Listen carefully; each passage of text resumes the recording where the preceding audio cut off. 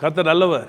இந்த நாளிலும் ஜெபமே ஜெயம் நிகழ்ச்சியில் இந்த திங்கட்கிழமை காலை வேளையிலே என்னோடு கூட சேர்ந்து ஜெபிக்க வேதத்தை தியானிக்க வந்திருக்கிற உங்கள் ஒவ்வொருவரையும் இரட்சகரும் அருமை ஆண்டவர் இயேசுவின் நாமத்தினாலே வாழ்த்தி வரவேற்கிறேன். இன்றைக்கு சில காரணங்களால் என் மனைவியோடு சேர்ந்து இந்த ஜெபமே ஜெயத்தை செய்ய முடியல. சீக்கிரமாக அவங்க வந்து இந்த ஜெபமே ஜெயம் நிகழ்ச்சியில் இணைந்து கொள்வாங்க.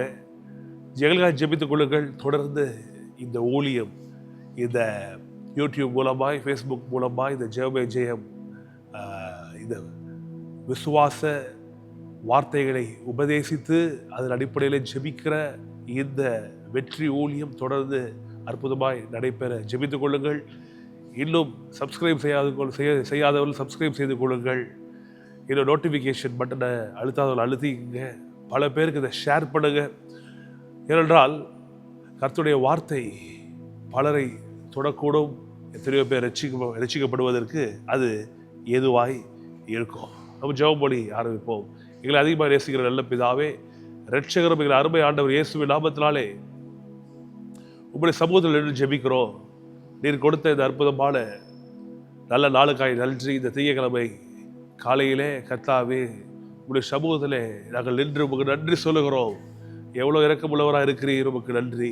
தேவ தயவு எங்கள் மேல் பெறுகிறதே நன்றி. நீதியின் சூரியன் நீர் எங்கள் மேல் உதித்திருக்கிறீரே, உமக்கு நன்றி. கர்த்தாவே உங்களுடைய வார்த்தைகளை கொண்டு எங்களோடு பேசுங்க. உங்களுடைய வார்த்தையின் அடிப்படையில் ஜெபிக்க உதவி செய்க. அதன் மூலமாக நாங்கள் வெற்றிகளை பெற கர்த்தாவே நீர் எங்களுக்கு அனுக்கிரகம் செய்வீராக. இயேசுவின் நல்ல நாமத்தில் பிதாவே, ஆமென். சரி சொல்லுவோம், ஆமென். இது கர்த்தர் உண்டு பண்ணின நாள். இதிலே மகிழ கனவோம், களி கூறுவோம். கர்த்தர் எல்லா காரியத்தையும் புதிதாக்குகிறார். After a long vacation we are starting everything today. நல்ல பொங்கல் விடுமுறை இதெல்லாம் முடிந்து இன்றைக்கு நம்முடைய பிள்ளைகள் பள்ளிக்கூடத்துக்கு போகிறாங்க. திரும்பியும் தொழிற்சாலைகள், தொழில்கள், நம்முடைய பிஸ்னஸ் எல்லாம் ஆரம்பிக்கப்படுகிறது. நான் இந்த நாளில் உங்களுக்கு சொல்லுகிறேன், நீதிமொழியில் 10:22 சொல்லுகிறது, கர்த்தரின் ஆசீர்வாதமே ஐஸ்வர்யத்தை தரும், அதனோடு அவர் வேதனையை கூட்டார்.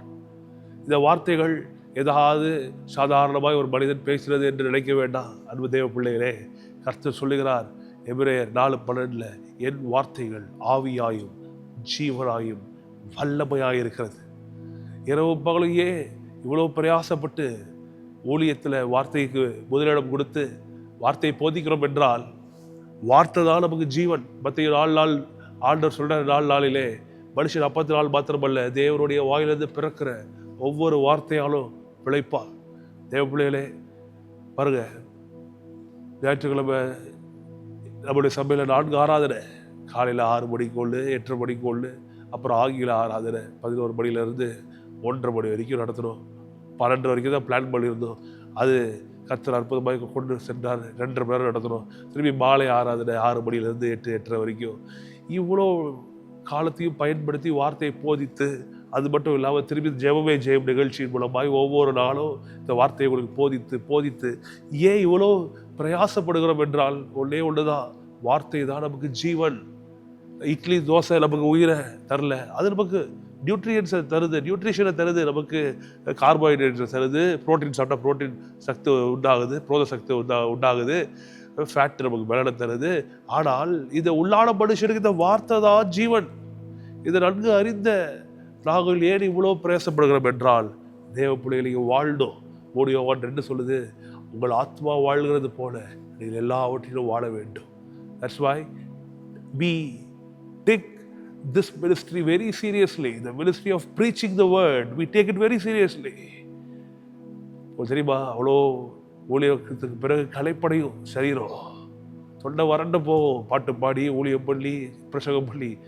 ஆனாலும் தொடர்ந்து செய்வதற்கான ஒரே காரணம், கர்த்தருடைய ஜனம் வாழணும், கர்த்தருடைய ஜனம் வாழணும். பாருங்க, உபாகமம் 32ஆம் அதிகாரத்தில் மோசே ஒரு அழகான ஒரு பாட்டை பாடுறாரு. இன்னொரு அருமையான பாடல் பாருங்க. உபாகமம் 32:1 வாசிக்கிறேன். வானங்களே செவி கொடுங்கள், நான் பேசுவேன், பூமியே என் வாய்மொழிகளை கேட்பாயாக. மழையானது இளம் பயிரின் மேல் பொழிவது போல, மழை இளம் பயிர் மேல பொழிவது போல என் உபதேசம் பொழியும். எத்தனை பேர் கேட்குறீங்க, ஆண்டவரே மழையானது இளம் பயிர் மேல பொழிகிறது போல உங்க உபதேசம் என் மேல பொழியட்டும் ஆண்டவரே. பனித்துளிகள் புல்லின் மேல் இறங்குவது போல என் வசனம் இறங்கும். இந்த காலை நேரத்தில் கர்த்தருடைய வசனம் உங்க மேல இறங்குது. கர்த்தருடைய உபதேசம் உங்களை நோக்கி வந்து கொண்டிருக்கிறது. தேவ பிள்ளைகளே, ஆமென் என்று சொல்லி இந்த வார்த்தைகளை எடுத்துக்கொள்ளுங்க. நீங்கள் நன்றாக இருக்க வேண்டும் என்பது கர்த்தருடைய சித்தம். உலகத்தில் நீங்கள் எந்த யூடியூப் சேனல் எடுங்க, இதை உங்களுக்கு சொல்லி தர மாட்டான். நீங்கள் எந்த தொலைக்காட்சியை போய் திறந்து எந்த சேனலை திறந்து பாருங்க, உலகத்தில் நடக்கிற தீமைகள், உலகத்தில் நடக்கிற கேடுகள் இதுதான் ஒளிபரப்புவார்கள் ஒழிய நீங்கள் வாழ முடியும் என்று ஒருவனும் உங்களுக்கு சொல்லிக் கொடுக்க மாட்டாங்க. ஆனால் இந்த சத்திய வேதம் ஒன்றுதான் சொல்லுது, பிரியமானவனே உன் ஆத்மா வாழ்கிறது போல நீ எல்லாவற்றிலும் வாழ்ந்து சுகமாய் இரு. இந்த ஜெபமே ஜெயம் நிகழ்ச்சியோடைய அடிப்படை காரணமே என்னன்னா, கர்த்தருடைய ஜனம் வாழணும். கர்த்தருடைய சித்தத்தை பூமியில நிலைநாட்டப்பட வேண்டும் என்றால் ஒரு ரட்சிக்கப்பட்ட மனிதனுடைய நினைவுகள் அவருடைய வார்த்தையால் ஆட்கொள்ளப்பட வேண்டும். இந்த வார்த்தை ஒரு மனிதனுடைய இருதயத்தை நிரப்பும் போது மனம் புதிதாகுது, மறுரூபம் ஏற்படுது, வாழ்க்கையில் இருக்க தரித்திரம் மாறுது, வாழ்க்கையில் இருக்க தோல்வி மாறுது. கர்த்தருடைய வெற்றி சக்தி அவருடைய வார்த்தை. அதெல்லாம் யோசுவாவை பார்த்து கர்த்தர் சொல்றாரு, இந்த நியாயப்பிரமாண வார்த்தைகள் இந்த புத்தகம் வாயை விட்டு பிரியாது இருப்பதாக. காதுகளை திறந்து தேவ பிள்ளைகள் இந்த காலை நேரத்தில் நீங்கள் கேட்கிற இந்த செய்தி, இது மனுஷனுடைய சத்தம் இல்லை, இது கர்த்தர் இந்த மனுஷன் மூலமாக உங்ககிட்ட பேசிக் கொண்டிருக்கிற செய்தி. இது உங்களுக்கு நல்ல செய்தி. இதை திங்கக்கிழமையிலிருந்து ஆரம்பிக்கப்படுகிற இந்த வேலைகள் மற்றுமாய் நம்முடைய எல்லா செயல்கள் எல்லாவற்றிலும் கர்த்தர் ஜெயத்தை தருகிறார் என்று கர்த்தருடைய மனுஷனாய் நான் இந்த நாளிலே உங்கள் மேல் ஜீவனை பேசுகிறேன். இதை பார்த்து கொண்டிருக்கிற ஊழியக்காரர்களுக்கு சொல்லுகிறேன், உங்கள் ஊழியம் செழிக்கும், ஆத்மா அறுவடை ஏராளமாய் உண்டாகும். பயப்படாதீர்கள் என் சக ஊழியர்களே. அன்பு விசுவாசிகளுக்கு சொல்லுகிறேன், தைரியமா இருங்க, வாழ்க்கையை தைரியமா எதிர்கொள்ளுங்கள். கர்த்தர் நம்மை ஆசீர்வதிக்கிறார். சிங்கத்தை போலவும் பால சிங்கத்தை போலவும் நாம் இருப்போம் என்று வேதம் சொல்லுது. தைரியமா இருங்க, வாழ்க்கையின் சவால்கள் ஒவ்வொன்றையும் ஜெயிக்க கர்த்தர் நம்மை அபிஷேகம் பண்ணியிருக்கிறார். இதற்கு செய்ய வேண்டியது என்ன தெரியுமா? கர்த்தருக்கு பயப்படுற பயத்தோடு, கர்த்தருடைய வார்த்தைக்கு கீழ்ப்படுகிற கீழ்ப்படிகளோடு, கர்த்தருடைய சமூகத்தில் நாம் நேரம் செலவிடும் போது அதிகமாய் ஆசீர்வாதங்கள் நம்மேல் பனியை போல மழையை போல இறங்கும். வறட்சியான ஒரு பூமி மழை பெய்த உடனே பசுமையாய் மாறுகிறது. நான் சொல்லுகிறேன், இந்த உபதேசங்களை கேட்கிற உங்கள் வாழ்க்கையில வறட்சி நீங்குது. இந்த போதனைகளை கேட்டுக்கொண்டிருக்க உங்கள் வாழ்க்கையிலே தரித்திரம் நீங்குது, வியாதிகள் நீங்குது.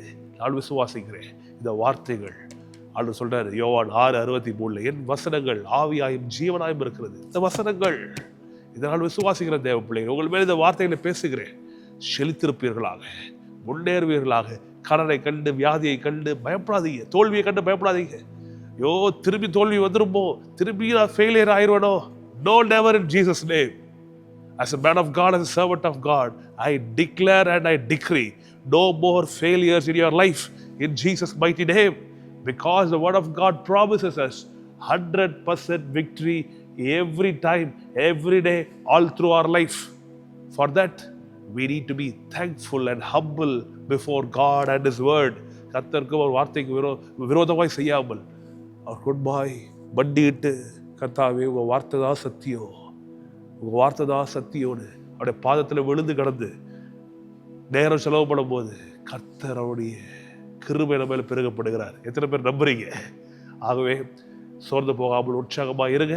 கர்த்தரை நம்புகிறவர்கள் வாழ்ந்திருப்பீர்களாக. கர்த்தர் உங்களை தொடர்ந்து ஆசீர்வதிப்பாராங்க. ஜெபம் பண்றேன், கர்த்தர் இதனால நமக்கு ஆசீர்வாதமாய் அமைத்து தரட்டும். பிதாவே இயேசுவின் நாமத்தினாலே ஜெபிக்கிறோம். இந்த அற்புதமான திங்கட்கிழமை ஆண்டவரே, காலை பொழுதிலே உங்களுடைய வார்த்தையை உங்கள் ஜனங்களுக்கு போதிக்க அடியேனுக்கு கொடுத்த கிருபைக்காய் ஸ்தோத்திரம். தேவ தயவும் கிருபையை ஜனத்தின் மேல் பெருகட்டும். உங்கள் ஜனம் உடன்படிக்கையின் மக்கள் வாழ்ந்திருக்கணும். கர்த்தாவே, நீர் பேச சொல்லி இந்த வார்த்தைகளை என் ஜனத்தின் மேல் அன்போடு பாசத்தோடு பெரிய விசுவாசத்தோடு பேசுகிற கர்த்தர் உங்களை ஆசீர்வதிக்காக கடவர். கர்த்தருடைய முகத்தை உங்கள் மேல் பிரகாசிக்க பண்ணி கிருபையாக இருக்க கடவர். கர்த்தருடைய முகத்தை உங்கள் மேல் பிரசனமாக்கி சமாதானம் கட்டளையிட கடவர். அபிரகாமின் ஆசீர்வாதம் கிறிஸ்து இயேசு சிலுவையில் சாபமானபடியால் உங்கள் மேலும் உங்கள் சந்ததியின் மேலும் வந்து பலிப்பதாக. ஆமென், ஆமென், ஆமென். God bless you people. Subscribe செய்யாதவர்கள் சப்ஸ்கிரைப் செய்து கொள்ளுங்கள். என்னடா எல்லாரும் சொல்கிற மாதிரி சொல்கிறேன் நினைக்காதீங்க. Do it and you'll be blessed. Share it with many. Like it. Comment, விசுவாசோட கமெண்ட், நான் கமெண்ட் பண்ணுங்க. அந்த பெல் பட்டன் அழுத்துக்குங்க. அப்போ தான் போடுற ஒவ்வொரு வீடியோ உங்களுக்கு சேரும். நிறைய பேருக்கு ஷேர் பண்ணுங்க, ஸ்டேட்டஸில் வைத்துக் கொள்ளுங்க. தேவ பிள்ளைகள் அற்புதமாய் பலர் ரட்சிக்கப்படுவார்களாக. ரட்சிக்கப்பட்ட பலர் கர்த்தருக்குள் நடத்தப்படுவார்களாக. கர்த்தருக்குள் நேசிக்கிறார். நன்மைகளை மட்டுமே எதிர்பாருங்கள். நல்ல காரியம் மட்டுமே உங்கள் வாழ்க்கையில் நடக்கட்டும். கர்த்தர் உங்களுக்கு உதவி செய்யட்டும். மீண்டும் நாளை இதே நேரத்தில் உங்களை சந்திக்கும் வரை உங்களிடத்திலிருந்து நான் விடை பெற்றுக் கொள்கிறேன். கர்த்தர் உங்களை ஆசீர்வதிப்பாராக. ஆமென்.